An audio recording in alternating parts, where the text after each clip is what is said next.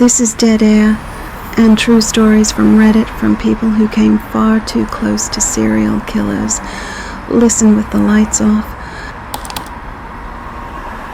Back in the early 2000s, when I was in my late teens, I had a rocky relationship with my mother, and she kicked me out a lot, or I just stormed out. So I spent a lot of time aimlessly roaming the streets, often at night. One night, I was walking up the hill towards home. It was late, like 2 a.m. or something, so the street and road were empty. A car drove up behind me, crawled beside me for a minute, and then stopped a few steps ahead. As I walked by, the driver, a big guy with a round fat face and dark starry eyes, said something like, "Oi, I want to talk to you." It wasn't unusual for dirty old men to accost teenagers in those days, so I was accustomed to it, but for some reason I felt super on edge. That saying about all your hair standing on end is true. So instead of giving him the usual "piss off, pervert," I just powered past and stared straight ahead like I hadn't seen or heard him.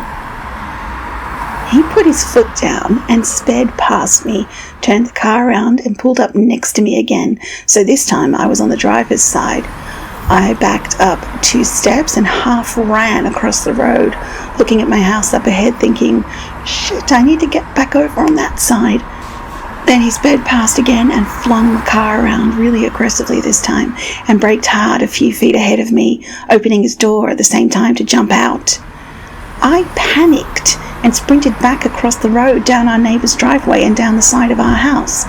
We had a side door that was in an alcove, so I was squeezed into that, fumbling with my key in the dark, trying to open the door. While I was doing this, I saw his car creep up and stop at the top of the driveway. He got out and walked a few steps down the driveway looking for me behind the hedges. Luckily, he couldn't see me squeezed into that doorway in the dark, so he got back in the car and drove off. I got in the house, a bit shook up, told my brother the weird story. We had a laugh about it, we were teenagers after all, and forgot all about it. A few years later, I saw this guy's mugshot all over the news. He's been convicted of multiple murders, kidnappings and rapes of girls and women in our local area, and is suspected of many more. All these years later, they're still pinning historic cases on him. I'll never know for definite, but I'm pretty sure it was him. Same round face, same dark starry eyes, same area, same time frame. Weirdly, it bothers me a lot more now that I'm older than it did back then. Maybe because I have daughters of my own now. So yeah, that's the story of why you should never kick your kids out of the house at night, no matter how much of a little shit they're being. Just send them to the room, for God's sake. And just to add, the name of the guy was Levi Belfield. And another user says, "I had shivers reading this and knowing the cases and being roughly the same age as you are. I just knew it was Belfield in my gut before you confirmed it." And a different user says, "He was a bouncer in my local, scared the shit out of me and actually punched my friend in the face." It turns out the friend is a girl. She ended up in a full-on fight with him in the pub. She spoke with the press about it after he was jailed. Also, strange but true, a friend of mine was arrested, wrongfully of course, in London on suspicion of committing one of the crimes as he was in the wrong place at the wrong time. Another user says, "It's also terrifying that one of the victims tried doing the same thing you did by crossing the street. They said his ego was so big that if a girl turned him down, he felt justified in knocking her out. And if they crossed the street, he would get angry because he thought the girls thought they were clever. So when Katie Sheedy crossed the street, he got mad and just ran her over." And OP says, "I had a look at his wiki the other night and read about Kate Sheedy. It made me feel ill. I'm glad she survived. She met him 2 to 3 years after I think I saw him, and it made me wonder if he did that to her because he was sick of potential victims escaping by crossing roads. He was pretty active over those years, so she and I can't have been the only ones. It's definitely a bit of a head fuck."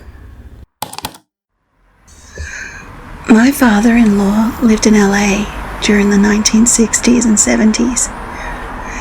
He drove a pretty flashy car and would ride it around town. One day, he was sitting at a stoplight and a van of people stopped next to him. He described it as a van of crazy-looking hippies. The guy in the driver's seat started pointing to him and then talking to the other people in the van. My father-in-law said he got a weird feeling about them, but the light turned green and he sped off down the road. He went about his business as usual, but the stop stayed in his mind. Years later, he was reading a book on Charles Manson. There was a part in the book where the Manson family stops at a stoplight next to the same car my father-in-law used to drive.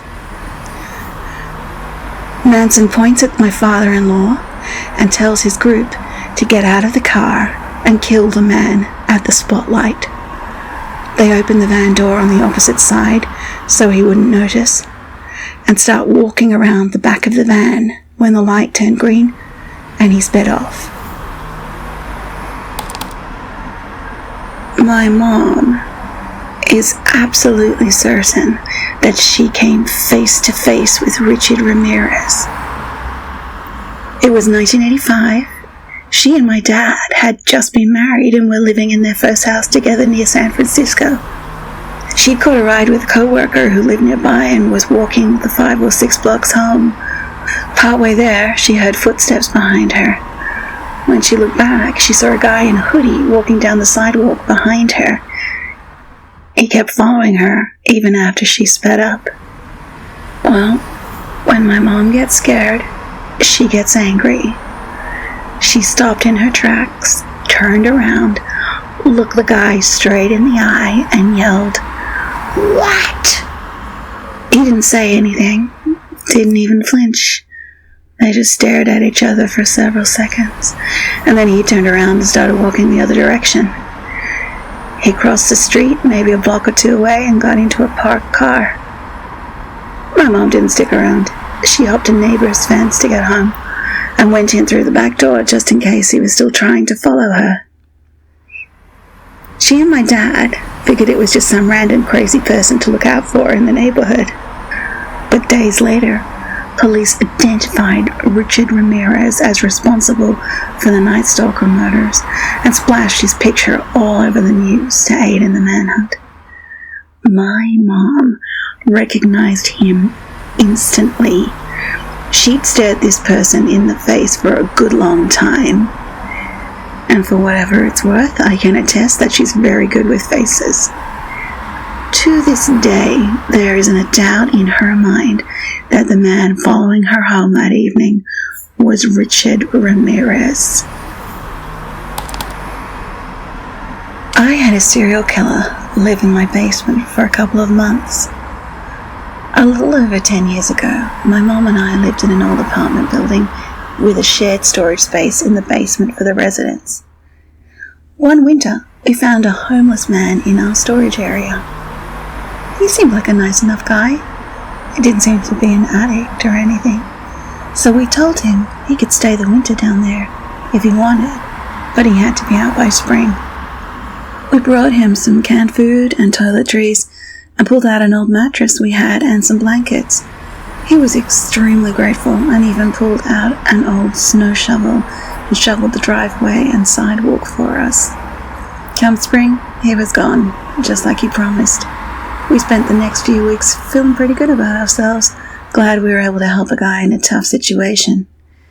Then, a few weeks later, as we were watching the morning news, we hear a story that a suspect in the recent rape and murder of 3 older women in the area had been arrested, and a picture of our former guest pops up. We were dumbfounded. We waited for the police to show up and question us, but they never did, and we never contacted them either. My mom was pretty freaked out, just wanted to wash her hands of the experience, but I don't think we were really in any kind of danger. All 3 victims were elderly women who lived alone in relatively isolated areas. A middle-aged woman and a 16-year-old male living in an apartment building in the middle of downtown is a much riskier target and not even close to the profile of the previous victims. Still, It was a wild experience and makes for an interesting story.